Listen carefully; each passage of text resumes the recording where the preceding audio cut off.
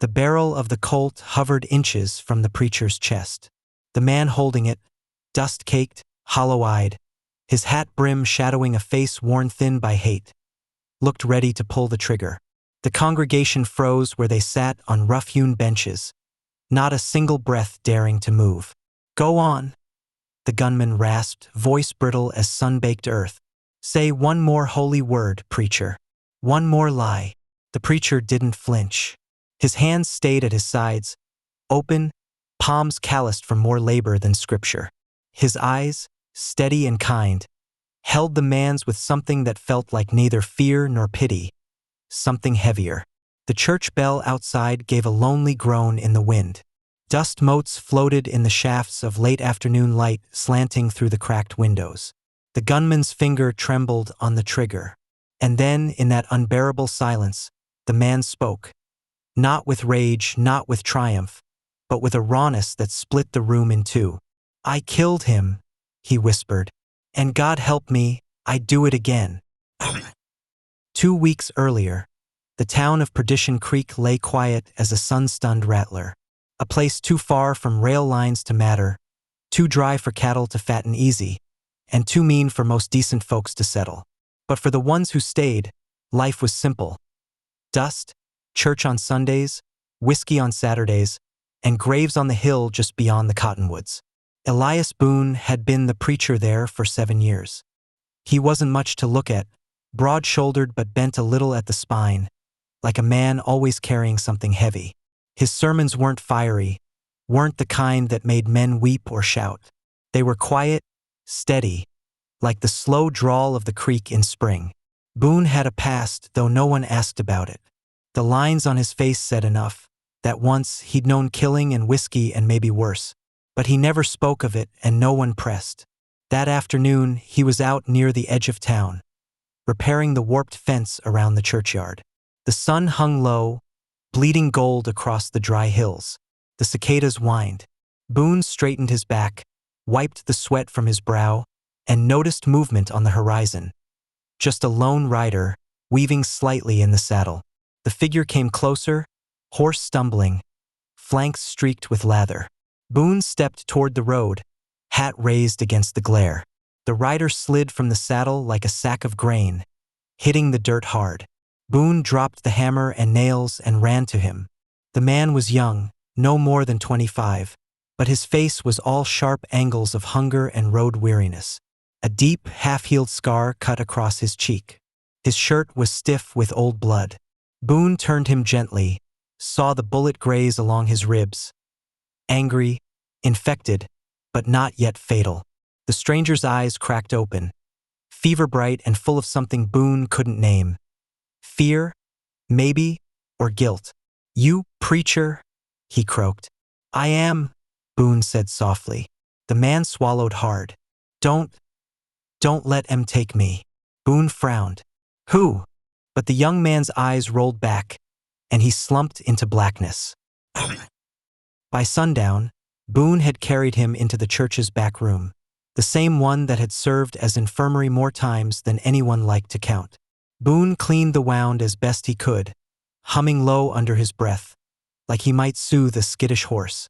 The stranger muttered in his fever, bits of words, names, places, something about a brother. Boone sat in the candlelight, elbows on his knees, watching the man breathe in shallow, pained gasps. That's when the door creaked open. Boone! It was Clara McKenna, widow of the town's former sheriff, with her silver hair tied back and eyes sharp as ever. "You've got company," she said, voice flat. Boone didn't turn. "So it seems. You know who that is?" "No." She stepped closer, lowering her voice. "Name's James Cutter. Rode with Dalton's gang out of Abilene. They burned half a ranch to the ground last spring. Killed the family that owned it." Boone's jaw tightened. "And you're sure?" Clara nodded once. "Saw his wanted poster myself. There's a bounty." Boone glanced down at the wounded man, whose breathing rattled like a dying wind. Clara studied Boone for a long moment. "Don't go soft, Elias. You patch him up, you'll have trouble pounding at your door before morning." Boone didn't answer. Night settled thick and heavy. The church was dark, save for the flicker of lamplight through the window.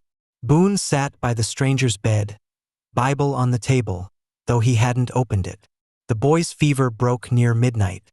He stirred, eyes half open, lips cracked. "Water," he rasped. Boone lifted the cup to his mouth, steady as a man handling nitroglycerin. "Where am I?" "Perdition Creek. You're safe for now." The stranger let out a humorless laugh, weak as it was. "Safe? Ain't been that since I was 10. Boone studied him in the lamplight. The gaunt cheeks, the hollow eyes, the weariness buried under the bravado. "You've done bad things," Boone said finally. The boy looked at him, something sharp glinting in his gaze. "So have you, preacher. Don't lie to me." The words cut deeper than Boone expected. Somewhere outside, a coyote yipped under the moon. By dawn, Clara's warning proved true. Riders had been seen in the distance, armed men, 2 at least, heading toward town. The news came from young Thomas Riggins, who ran up to the church, cheeks flushed with the thrill of gossip. "They're comin'," he told Boone breathlessly. "Say they're lookin' for a killer." Boone stood in the doorway, watching the dust rise far out on the plain. He knew then what the day would bring, and deep down he knew the choice would be his to make. The morning came up pale and brittle, light spilling across Perdition Creek like watered-down whiskey. Boone stood on the church steps, hands curled around the rail, watching the 2 riders crest the ridge. Their horses kicked up thin clouds of dust, manes streaming like banners in the dry wind. Behind him, the stranger, James Cutter, sat propped against the wall, face drawn and gray. Boone had fed him broth at dawn, and though Cutter had barely spoken, his eyes stayed sharp, restless. "Friends of yours?" Boone asked quietly. Cutter's mouth twisted. "Not likely. They're bounty men. I know their kind." "They mean to take you?" "They mean to kill me," Cutter said flatly. "Easier that way." Clara McKenna returned before the riders reached town. She didn't bother knocking, just stepped inside with that same sharp look Boone knew too well. "You planning on handing him over?" she asked. Boone glanced at Cutter, who stared back like a cornered wolf. "I don't know yet." Clara stepped closer, voice tightening. "Don't be a fool. You give them bounty hunters trouble. They'll burn this church down and call it justice. This isn't your fight." Boone didn't answer. He went to the table, poured himself a mug of cold coffee, and leaned against the counter. Cutter's voice broke the silence. "You're wasting your breath, lady. He ain't gonna do it. I seen it in his eyes." Clara turned to Boone. "Elias, you know who he is. You know what he's done. What about that ranch family? The little girl they buried in Abilene?" Boone shut his eyes for a long moment, as if the weight of every grave he'd ever seen pressed down on him. Finally, he spoke. "If he dies, he dies. But it won't be because I let him bleed out in my church." By midday, word had spread. Townsfolk trickled near the church like moths to a lantern. Thomas Riggins hovered by the doorway, wide-eyed. A few others hung back. Mr. Dalrymple, the storekeeper, Helen Burke, whose husband had been killed in a stagecoach robbery years before. "Don't do this, preacher," Dalrymple muttered. "You're a skin for trouble." Boone looked at him steadily. "Would you have me drag him out and leave him for buzzards?" "He's not worth your mercy," Helen said bitterly. "And what does that make us?" Boone asked softly. "If we're so quick to decide who is?" The words landed like a stone in water. No one answered. By the time the bounty men arrived, Perdition Creek was holding its breath. 2 of them, grizzled, hard-eyed men with long rifles slung over their shoulders, rode right up to the church, boots crunching on dry earth. "You Boone?" one called out. "I am. Name's Cal Rourke. Heard tell you got James Cutter in there." Boone didn't move. "He's wounded. Fever broke last night." "That's so?" Rourke swung down from his saddle, spitting into the dust. "That's mighty convenient. Saves us the trouble of shootin' him on sight." "You mean to kill him?" Boone asked. Rourke shrugged. "Ain't much use haulin' a half-dead outlaw back to Abilene. Bounty's the same, dead or alive. Boone stepped off the church stoop, closing the distance slow. I patched him up. He's under my roof. He stays put till he can stand. Rourke's eyes narrowed. You're serious? Boone's jaw tightened. I am. The standoff thickened like summer heat. Townsfolk whispered at the edges, watching Boone defy men who made their living with bullets. Cutter leaned against the doorway inside, pale but smirking faintly. Told you, he rasped. Boone ignored him. Rourke stepped closer, hand brushing the butt of his revolver. You're making a mistake, preacher. Ain't no law says you get to play judge and jury. Boone's voice stayed calm, but the weight behind it was iron. And ain't no law says a man can be gunned down like a sick dog without so much as a word. For a heartbeat, it seemed like lead would fly. Then Rourke spat again, scowled, and turned back to his horse. You've got till sundown, he said. After that, we take him, alive or dead. Don't much matter which. The bounty men rode back out of town, but their threat lingered like the taste of iron in the air. Inside the church, Cutter chuckled weakly. You're a damn fool, preacher. You just made yourself my enemy's enemy. Boone sat heavily in the chair by the bed, hands steepled, staring at the floorboards. You've killed, he said quietly. I've seen men like you bury towns in blood. Cutter's smile faded. I ain't a skin for forgiveness. No, Boone murmured, but I reckon you're asking for a chance. Outside, the wind carried the faint clatter of hooves. Scouts, maybe, or worse. Clara's voice broke the silence. Elias, you can't save him. You try, you'll lose more than your church. Boone lifted his head, eyes meeting hers. Maybe, he said softly, but I'd rather be the man who tried than the man who stood by. The room was still. Cutter stared at him like he couldn't quite understand this kind of stubborn grace. Far off on the ridge, smoke curled against the horizon. And Boone knew sundown would bring more than just two bounty hunters. It would bring a reckoning. The day stretched long and uneasy. The air felt heavy, like the land itself knew blood was coming.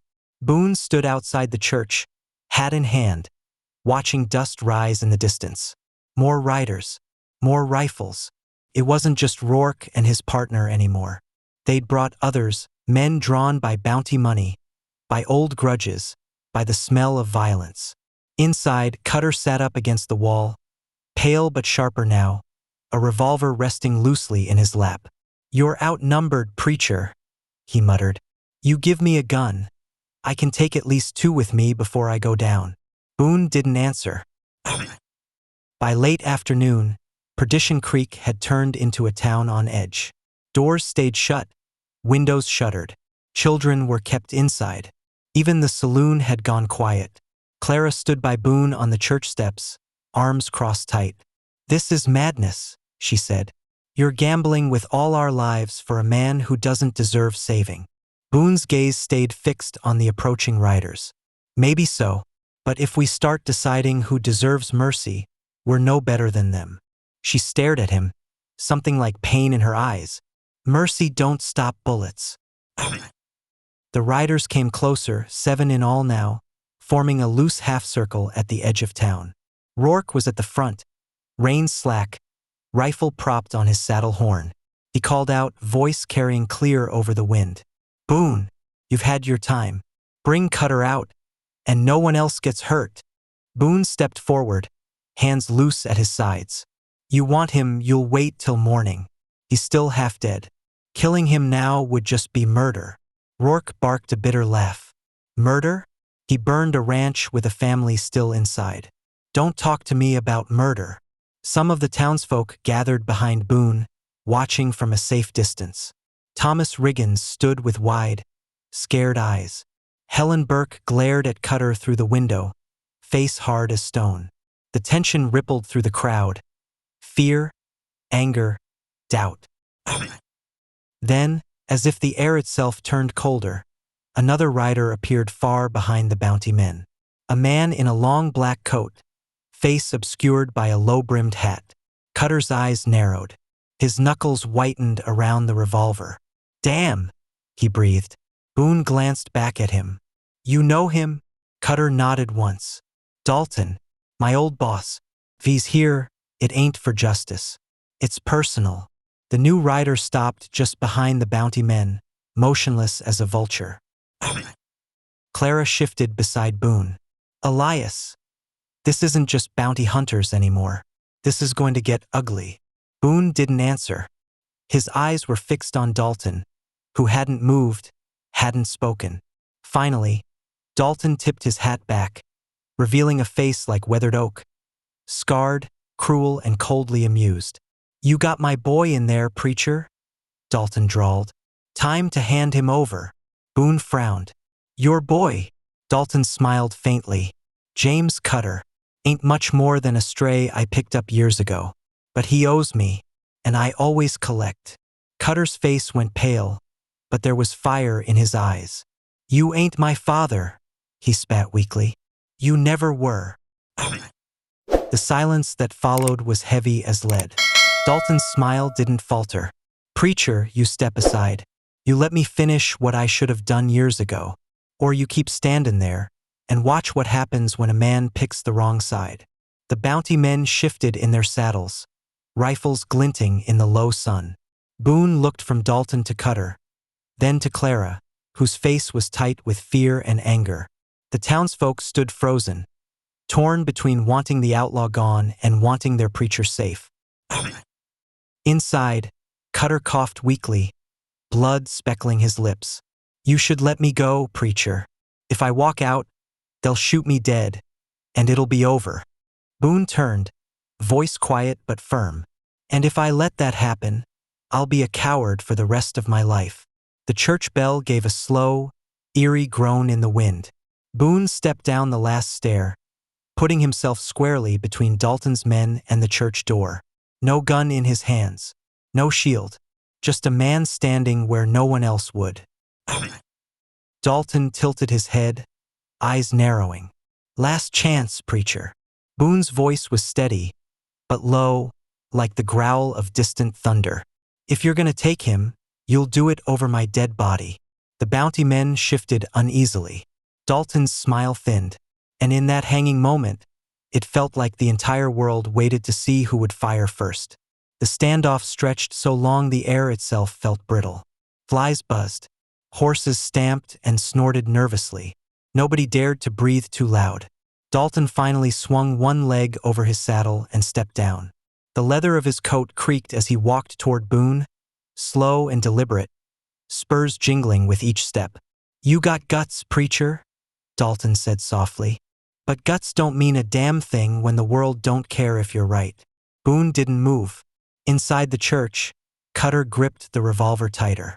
His breath rattled, but there was a new tension in him, something more than fear. Clara stepped closer to Boone, voice sharp and shaking. Elias, don't do this. He's not worth it. You don't have to be the one to die for him. Boone looked at her, then at the gathered townsfolk. If not me, then who? His voice was quiet, but it cut through the murmurs like a blade. Every man I buried on that hill had someone to say he deserved it. Boone went on. Every hanging I've seen had a crowd of folks cheering, but I never heard a single one of them say, he deserved mercy, and that's what I'm offering. Mercy. Dalton stopped a few feet from Boone, his eyes cold. You're a fool, preacher. A goddamn fool. Boone met his gaze. Maybe, but I'm a fool who believes in something more than blood and money. Dalton's hand went to his gun. Boone didn't flinch. And then, from inside the church, a shot rang out. Not from Boone. Not from Dalton. Cutter. He stumbled out onto the steps, revolver smoking, eyes wide and wild. He swayed, then collapsed, a dark stain spreading across his chest. Dalton froze, his hand still on his gun. The bounty men stared, stunned. Cutter looked at Boone, a faint, broken smile on his lips. Told you, I'd take two with me. He closed his eyes. Boone knelt beside him, hands shaking as he touched the young man's face. The silence that followed was different now. Not tense, but heavy with grief. Dalton holstered his gun, his face unreadable. He looked at Cutter, then at Boone, then at the silent, watching townsfolk. "He was my brother," Dalton said, his voice flat. "My half-brother. And he was a damn fool." He turned and walked back to his horse, mounted, and rode away without another word. The bounty men followed, their faces grim. The sun dipped below the horizon, painting the sky in shades of blood and ash. The townsfolk slowly dispersed, leaving Boone alone with the dead. Clara came and stood beside him, her hand on his shoulder. "Why, Elias?" she whispered. "Why did he do it?" Boone looked at the young man's face, peaceful now in death. He didn't want to be taken, not by them, not by his past. He looked at Clara, his eyes tired but clear. He wanted to choose his own ending. Together, they carried James Cutter into the church and laid him beside the altar. Boone would bury him in the morning on the hill, beside all the others who had found their final rest in Perdition Creek. As the last light faded, Boone stood alone in the quiet church, the smell of gunpowder and old wood filling the air. He looked at the empty pews at the altar, at the body of the young man who had come seeking something he couldn't name. He thought about the choices he'd made, the risks he'd taken, the lives that had been touched, for better or worse. And he knew, with a certainty that settled deep in his bones, that even in a place like Perdition Creek, some things were worth fighting for. Some things were worth dying for. And some things were worth living for.